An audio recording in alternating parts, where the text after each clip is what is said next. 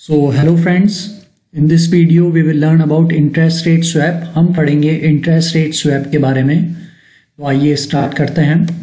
हमारे पास एक कंपनी है, कंपनी ए, और सेकंड जो कंपनी है वो है कंपनी बी। इन दोनों ही कंपनीज को लोन की रिक्वायरमेंट है। तो हमारे पास यहाँ पे दो बैंक्स हैं, एक है लेंडर बैंक 1 और दूसरा है लेंडर बैंक 2।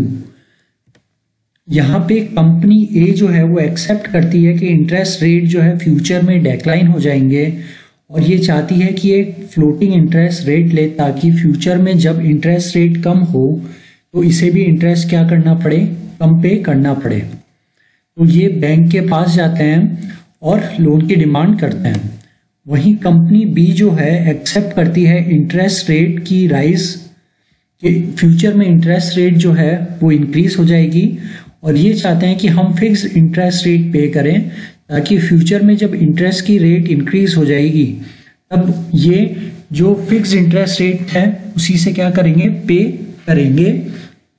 इन फ्यूचर में जो रेट इंक्रीज होगी उससे इनको कोई फर्क नहीं पड़ेगा। ये भी बैंक के पास जाते हैं लोन के लिए। यहाँ पे दोनों कंपनीज, कंपनी ए और कंपनी बी, लोन अमाउंट लेती है ₹1 करोड़ फॉर 5 ईयर और ₹1 करोड़ फॉर 5 ईयर। रेट जो है वो लाइबोर प्लस 2%, और इधर है रेट जो है LIBOR plus 2.5%। Now we have company A and company B. In it we have fixed rate as well and floating rate as well. तो हमारे पास कंपनी ए है, कंपनी बी है, जिसमें फिक्स्ड रेट भी है और फ्लोटिंग रेट भी है।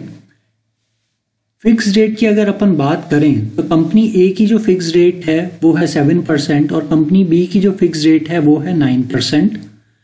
वहीं अगर अपन फ्लोटिंग रेट की बात करें तो कंपनी ए की जो फ्लोटिंग रेट है वो है लाइबोर प्लस 2% और कंपनी बी की फ्लोटिंग रेट जो है वो है लाइबोर प्लस 2.5%। यहाँ पे अगर अपन देखें तो कंपनी ए को एक एब्सोल्यूट एडवांटेज है, और वो एब्सोल्यूट एडवांटेज कैसे है पहले हम देखेंगे फिक्स रेट पे। फिक्स रेट कंपनी बी जो है फिक्स रेट पे कर रही है 9% की, और वहीं कंपनी ए जो पे कर रही है वो 7% की ही कर रही है। तो जो डिफरेंस आ रहा है 9% माइनस 7% 2%। और फ्लोटिंग में कंपनी बी जो है पेमेंट कर रही है 2.5% का, और कंपनी ए जो है पेमेंट कर रही है 2% का। जो डिफरेंस आ रहा है वो आ रहा है 0.5% का। तो यहाँ पे जो कंपनी ए है इसको एक एब्सोल्यूट एडवांटेज है 2.5% का। तो हमने पुराने एग्जाम्पल का ही डेटा लिया है। कंपनी ए जिसको फ्लोटिंग रेट ऑफ इंटरेस्ट चाहिए और कंपनी बी जिसको फिक्स रेट ऑफ इंटरेस्ट चाहिए। फिक्स रेट ऑफ इंटरेस्ट जो है 7% है, 9% है, फ्लोटिंग लाइबोर प्लस 2% और कंपनी बी के लिए लाइबोर प्लस 2.5%। तो अब हमें निकालनी है, कैलकुलेट करनी है इफेक्टिव रेट ऑफ इंटरेस्ट। जो इफेक्टिव रेट ऑफ इंटरेस्ट है वो निकालनी है। एग्जाम में जो क्वेश्चन आएगा वो भी इस तरीके से ही आएगा, effective rate of interest calculate कीजिए। तो सबसे पहले हम देखेंगे A point, total rate of interest without swap. ये जो इफेक्टिव रेट ऑफ इंटरेस्ट है दो स्टेप में आती है। सबसे पहले जो स्टेप है वो है total rate of interest without swap. Without swap का मतलब क्या हुआ, कंपनी ए की जो डिमांड थी वो हमने पूरी कर दी। कंपनी ए की क्या डिमांड थी कि इसको फ्लोटिंग चाहिए। तो इसको फ्लोटिंग चाहिए मतलब ये रेट ऑफ इंटरेस्ट है फ्लोटिंग की। तो विदाउट स्वैप का मतलब जो कंपनी जो डिमांड कर रही है हम उसको वैसे दे रहे हैं। तो कंपनी ए फ्लोटिंग डिमांड कर रही है। यहाँ पे फ्लोटिंग में क्या रेट ऑफ इंटरेस्ट है, लाइबोर प्लस 2%, और कंपनी बी क्या डिमांड कर रही है 9%। नीड फिक्स, कंपनी बी को क्या चाहिए, फिक्स चाहिए। फिक्स में क्या है 9% है इसका, तो ये 9%। तो टोटल जो रेट बनेगी वो क्या बनेगी, टोटल इन दोनों का टोटल क्या बनेगा, लाइबोर प्लस 11%। 9% प्लस 2% 11%। अब जो सेकंड स्टेप है वो है total rate of interest with swap. पहला ए पॉइंट जो था वो विदाउट स्वैप था, अब हम क्या निकाल रहे हैं, विद स्वैप। विद स्वैप का मतलब जो इन कंपनी की जो डिमांड थी उसका जस्ट अपोजिट, यानी कंपनी ये अगर नीड फ्लोटिंग चाहिए हम इसको क्या देंगे, फिक्स देंगे। तो कंपनी ए की को हमने जस्ट अपोजिट दिया, नीड फिक्स्ड 7%, ये 7% आ गया। और बी जो है फ्लोट, इसको फिक्स चाहिए, इसका जस्ट अपोजिट अपन ने दिया इसको फ्लोटिंग। फ्लोटिंग में जो रेट है वो क्या है, लाइबोर प्लस 2.5% है। तो इन दोनों का टोटल क्या आया, 7 प्लस 2.5 का 9.5, तो यहाँ पे टोटल है लाइबोर प्लस 2.5%। तो अब हम डिफरेंस निकालेंगे, ए माइनस बी, ये है ए और ये है बी।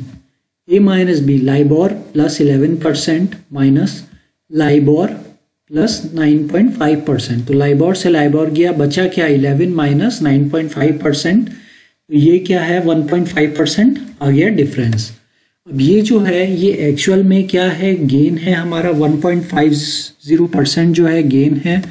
इसमें से जो स्वैप बैंक होती है वो इस तरह की डील को एग्जीक्यूट कराती है, तो स्वैप बैंक अपना कमीशन डेफिनेटली लेगा। तो हम ये अज्यूम करते हैं कि स्वैप बैंक ने कमीशन लिया है 1%, तो हमारा जो नेट गेन होगा वो 0.50% होगा।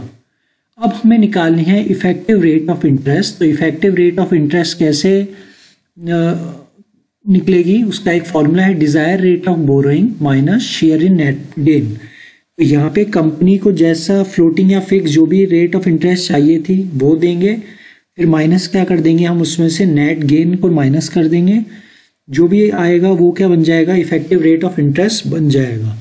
तो आइए देखते हैं हम पहले ए के बारे में। ए डिजायर रेट ऑफ बोरिंग क्या है, इसकी डिजायर थी फ्लोटिंग की, लाइबोर प्लस 2%, लाइबोर प्लस 2% लिख दिया हमने, माइनस ये जो नेट गेन है 0.50 टोटल है। इनको दो पार्ट्स में अगर हम डिवाइड करेंगे कंपनी ए और कंपनी बी के लिए, तो 0.50 डिवाइडेड बाय 2 मतलब 0.25% जो शेयर है वो कंपनी ए लेगी और कंपनी बी भी इतना ही शेयर क्या करेगी, लेगी। तो नेट गेन में जो शेयर है इसका 0.25% है, वो लेस कर देंगे तो क्या रेट ऑफ इंटरेस्ट बन जाएगी, लाइबोर प्लस 1.75%। अब यहाँ पे एक चीज़ ध्यान देने लायक है, वो है कि नेट गेन का शेयर हमने अभी इक्वली डिवाइड किया है, पर हो सकता है क्वेश्चन में हमें स्पेसिफिक इंस्ट्रक्शन गिवन हो कि आपको इस रेशियो में नेट गेन को डिवाइड करना है, तो हम नेट गेन को उसी रेशियो में डिवाइड करेंगे।